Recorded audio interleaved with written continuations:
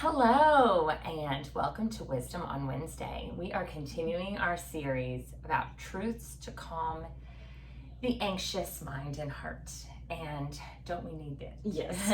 So today, as if you've been following along with us, we've kind of been focusing on a little bit of a book each week. And you don't necessarily have to read the book. We encourage you to if you'd like, but we're pulling some of the truths that we found in these books. So today we are focusing on the book With. And it's Reimagining the Way You Relate to God, and it's written by Skye Jethani. Jethani with something Jethani. like that. Yes. Okay. And so let's get started. Would you tell us a little bit about the book as a whole and kind of what it focuses on? Well, it's an interesting book that I'm reading the second time right now. For some reason, it's really gotten to me this time.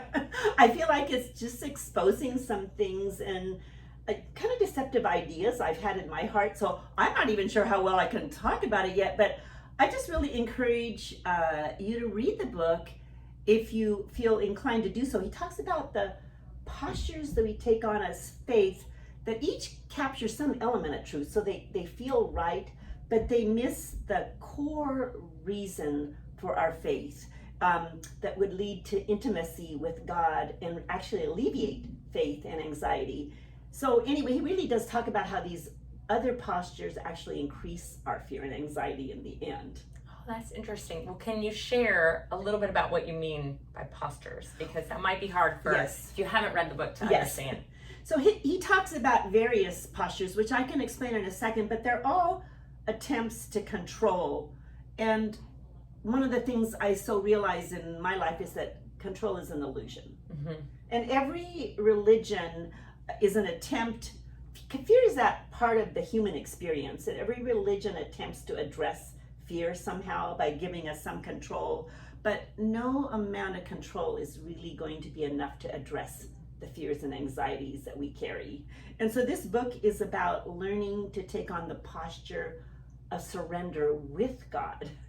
So he has 4 other postures. So we're going to be talking about posture with God, and that's obvious in the title, right? Right. So the other postures, the first one he talks about is life under God. And that would be seeing ourselves as needing to live strictly under some form of rules and obligations, kind of a legalistic view on the Bible in order to receive the blessings and avoid punishment. So that would be life under God. Okay. And the reverse of that is life over God. He does these cute little illustrations in his book that are kind of fun. So I'm kind of pointing to he has these pictures of us like standing over Right. God. And that one is about reading the Bible as a operation manual for principles to live by. And it's full of wonderful principles. But if we're not reading the Bible to know God and to learn to love him and to understand how he loves us, we miss the mark. And it becomes this prideful, man-centered way to live. Yes. Right? Right. And another posture he calls is for God, and that is that seeing God as that divine butler and just simply having our prayer life be about asking him for things, whether it's wisdom or solutions or financial security or whatever it is. Our prayer posture is really more about what we get from God. It's very self-centered. Right. And the other one that's really gotten to me this week is this posture of life for God. And that is trying to address these feelings of insignificance by doing more and more and more. Right. And almost falling into this idea that our servant role of what we do in the kingdom is how we gain our significance and is how we gain our value. And in the process, we can be so mission-minded that we lose focus of our walk with the Lord and lose our ability to even relate. Right. So that is the one that I've seen happen so often, and I can relate. Oh my goodness, Ashley, I can relate to so many of these postures. Yes. And it's hard because I think when you're living like this, you still are doing good things. Right. You're not, Right. it's not this obvious, oh, I'm straying. Exactly. It's so subtle Exactly. that we don't, as adults, realize necessarily the difference in our everyday. And so we Exactly. have to be very careful and very conscious of of our hearts to Right. realize, are we doing this with God, or are we falling into one of these other postures? Because they all have an element of truth to them. That's right. Right. God does have, he does have standards of life that we are Absolutely. to abide by. Moral standards that are essential for us to follow, correct? Yes. And he also, the Bible is full of wonderful principles.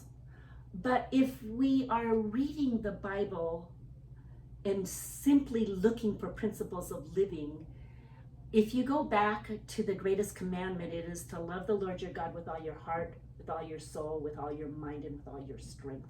That is, and love your neighbor as yourself. Yeah. If we do not live within the core idea of his love for us and our love for him, we will not fully recognize who we are. So it comes back to identity, Yes, right? And yes. all those other things wind up leaving us more anxious. Yeah. Plus, if we're operating in one of these false postures, we're also guiding our kids. That's right. Because we can't guide our kids correctly if we're not with God and in the correct posture.